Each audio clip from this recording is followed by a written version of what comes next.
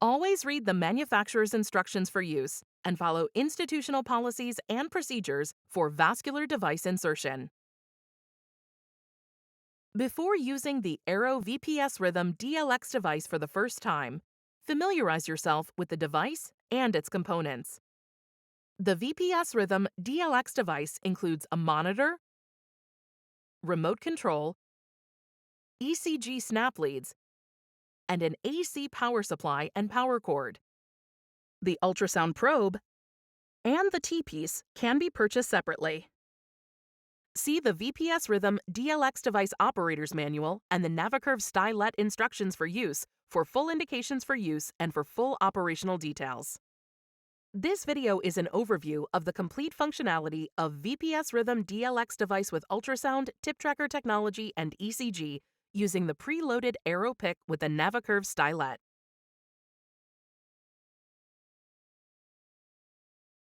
Prior to using the VPS Rhythm DLX device with tip tracker technology and ultrasound, gather the required supplies and equipment. Let's start with pre-sterile setup of the VPS Rhythm DLX device using the ultrasound, T-piece, and Aero PICC preloaded with NaviCurve Stylet. Connect the remote control, ultrasound probe, and T-piece cables to the back of the monitor. The connectors and sockets are color-coded, and the arrows on the connectors should face upwards. Turn on the monitor.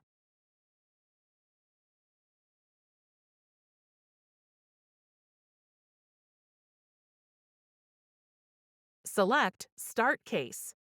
If the ultrasound probe is connected, the ultrasound module will open. Here, the clinician can do the initial, non-sterile vessel assessment. The icons along the bottom of the ultrasound module are as follows. The snowflake icon freezes the image on the screen. You can also freeze the ultrasound image with a quick tap on the ultrasound probe button. Select the icon again to unfreeze the image. The camera icon takes a snapshot of the ultrasound image. You can also take an ultrasound snapshot with a long press of the blue button on the ultrasound probe. The snapshot enlarges on the screen for 3 seconds before automatically saving to the right side of the screen. Each snapshot taken throughout the case is assigned a sequential number. An unlimited number of snapshots can be taken throughout a case. The depth icon opens or closes a control to change the ultrasound depth scaling. Each small dot is a ½ centimeter.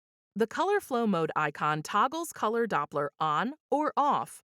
This icon expands to include 2 sub-icons, color flow gain and flow rate. The sun icon opens and closes a control to change the gain of the ultrasound image. The ruler icon opens or closes a pop-up for measurement of catheter to vessel ratio.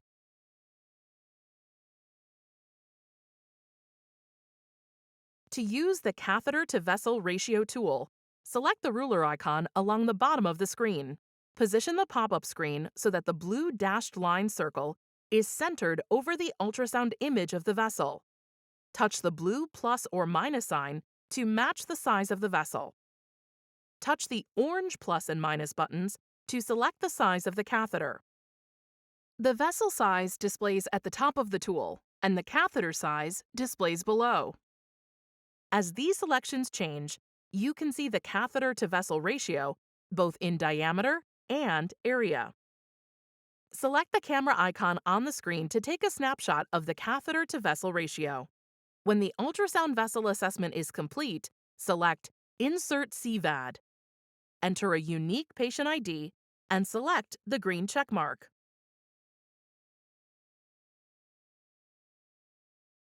Select PICC. When PICC is chosen as the catheter type, measurements must be entered by the clinician.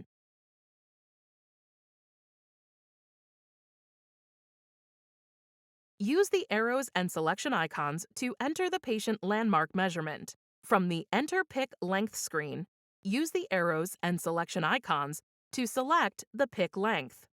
Please note that this automatically defaults to 2 centimeters added to the patient landmark measurement to allow negative deflection to be reached.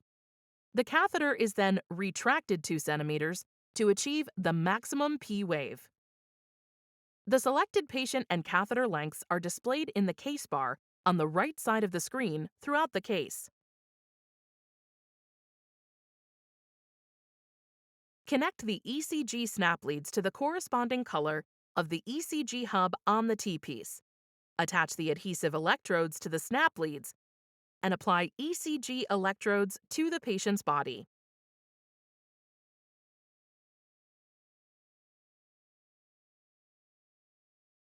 Verify the monitor is in external ECG mode.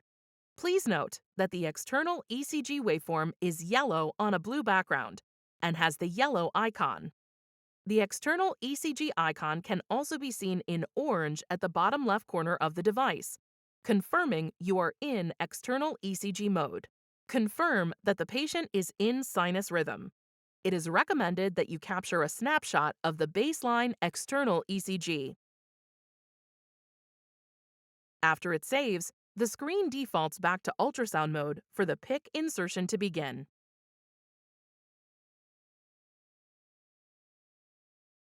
It is recommended that the patient lie in a supine position if possible. Remove the plastic bag from the non-sterile section of the PICC, preloaded with NaviCurve Stylet kit. Place the T-piece in the plastic cover and secure it. Align the notch of the T-piece to the sternal notch on the patient's chest. Place the T-piece on the patient's chest with tape side down. Establish the sterile field and prepare the patient. Pick up the sterile sleeve from inside of the kit. Carefully place your hand all the way inside the sleeve.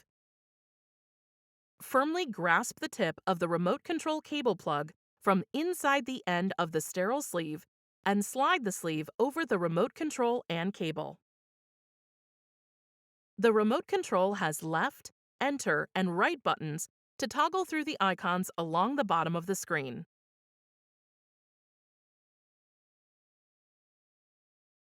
Pull the sterile sleeve tightly over the tip of the remote control cable plug without piercing the plastic. While maintaining the sterile field, carefully insert the remote control plug into the NaviCurve Stylet jack and twist slightly, piercing the sterile sleeve. Verify the Stylet disconnected icon stops flashing at the top of the monitor screen and disappears. Trim the PICC to the desired length. Do not cut or kink the NaviCurve Stylet. Ensure the tip of the NaviCurve Stylet is 1 centimeter inside the PICC tip. Access the vessel under ultrasound guidance. After access, use the remote control or touchscreen to select the navigation icon. An electromagnetic interference warning will appear on the monitor screen, warning that temporary disruption may occur when navigation tracking is selected. For patients with an implanted medical device, such as a pacemaker, consider placing a pillow on the patient's chest with the T-piece on top of the pillow, correctly aligned to the patient's sternal notch. The edge of the T-piece should be a minimum distance of 8 centimeters from the implanted device. The VPS Rhythm DLX device can still be used on patients with implanted medical devices, although another method of tip confirmation is required. To ensure patient safety, review the EMI warning and select either the green check to continue or the red X to not engage navigation mode.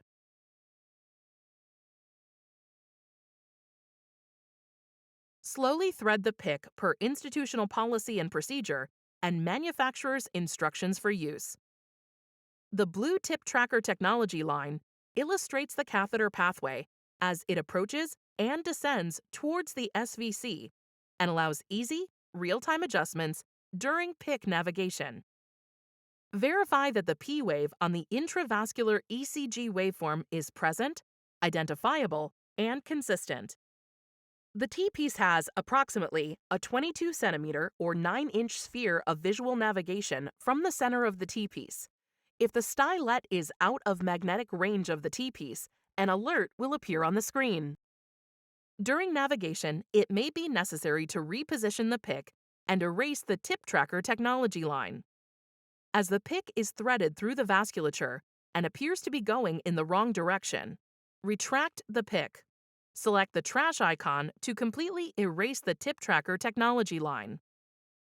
The user can take an optional snapshot of the blue tip tracker technology line, showing that it is descending towards the SVC.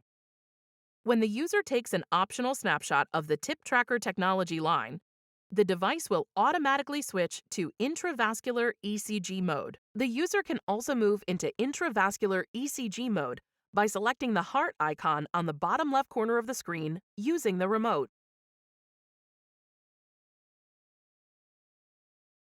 During intravascular ECG mode, the intravascular ECG window is larger than the external ECG window. There are only 2 snapshots required to complete a case: negative deflection and maximum P wave. Look for changes in ECG waveforms and P wave amplitude growth. Continue to slowly thread the PICC past the initial maximum P wave until a negative deflection is identified. You can either tap the camera icon on the monitor or use the remote control during the procedure to obtain intravascular ECG snapshots. Once the negative deflection is captured, slowly retract the PICC until the maximum P wave amplitude is identified. Capture the maximum P wave.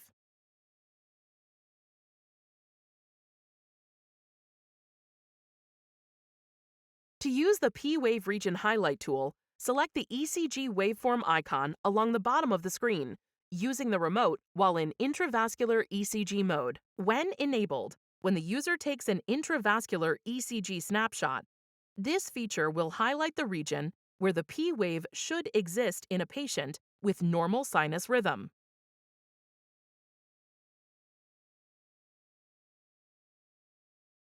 Once the 2 required snapshots have been obtained, select Finish using the remote. On the Enter Exposed Length screen, use the arrows and selection button on the remote to select the exposed catheter length. After entering the exposed length, the tip confirmation checklist appears. Verify that all checked items are met. If less than 2 intravascular ECG snapshots are saved for the procedure, a message displays stating there are not enough snapshots to satisfy the checklist, and the Yes icon is disabled. Remember to complete the sterile portion of the PICC procedure before selecting Yes or No on the checklist.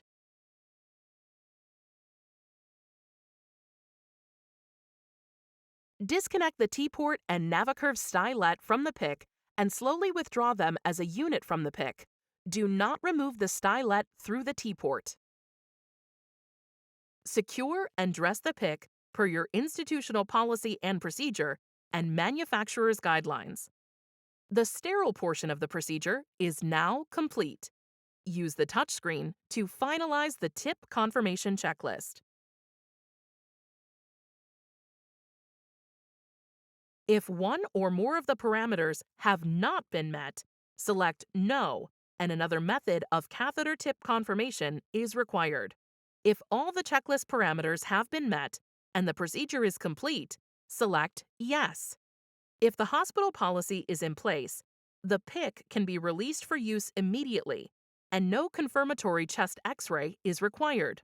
After the tip confirmation checklist has been answered, verify the patient information, document any case notes, and select the green checkmark. As all case documentation is complete, the device returns to the home screen. Select Manage Cases and enter your 4-digit clinician PIN. Case records are stored in chronological order, with the most recent file at the top. A maximum of 100 case records can be stored on the device. If more than 100 case records are created, the oldest is deleted at the next power-on. Select the patient file on the touchscreen, then select the arrow on the right side of the screen. Expand case details. All measurements and snapshots taken during the case are shown. Tap the magnifying glass to enlarge a snapshot. Patient files can be printed or downloaded to a USB flash drive for the patient's medical record. Simply unselect any images you don't wish to print or download by clicking the checkmark next to that image. VPS Rhythm DLX also records all cases from start to finish. Select View Recording to see the recording. Connect the Dymo 4XL printer into AC power and the USB cable into the VPS Rhythm device via one of the USB ports in the back of the monitor.